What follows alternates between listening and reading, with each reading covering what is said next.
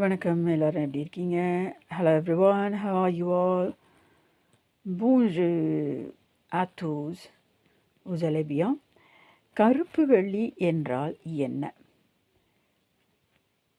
So உங்களுக்கு எத்தனை பேருக்கு தெரியும் கருப்பு வெள்ளினா என்னன்னு சொல்லிட்டு? ஸோ இது வந்து Black Fridayன்னு சொல்லுவாங்க.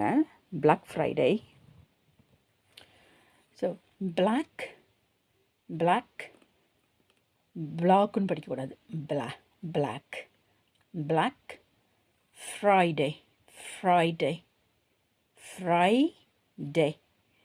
So BLACK, black.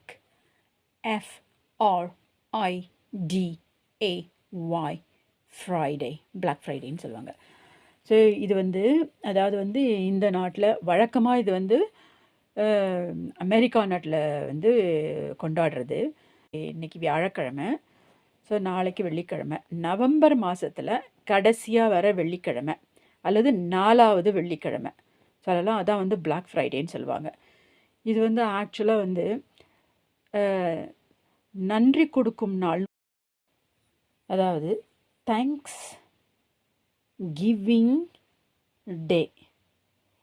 Thanks giving டேன்னு சொல்லுவாங்க. தேங்க்ஸ் கிவிங் டேனா, தேங்க்ஸ்னா தமிழில் நன்றின்னு அர்த்தம், கிவிங் டேனா கொடுக்கும்னு அர்த்தம், டேனா நாள்னு அர்த்தம் இல்லையா? So thanks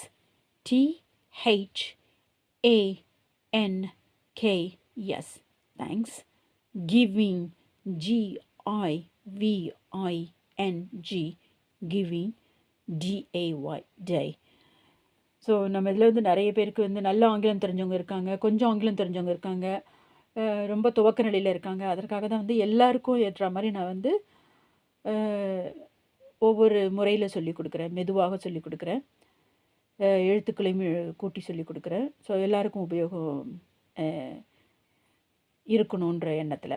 so thanks giving டேன்றது வந்து நவம்பர் மாதத்தில் 11வது மாதத்தில் வந்து 4வது வியாழக்கிழமை வந்து அமெரிக்காவில் கொண்டாடுவாங்க தேங்க்ஸ் கிவிங் டேன்றது.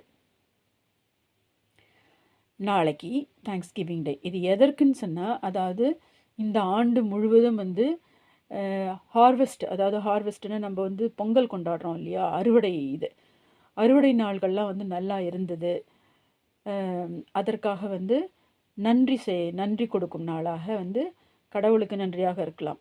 ஸோ இந்த ஆண்டு முழுமையும் நன்றாக இருந்தது. இன்னும் ஒரு மாதம் இருக்குது, டிசம்பர் வரைக்கும் இருக்குது. இருந்தாலும் வந்து அறுவடைகள்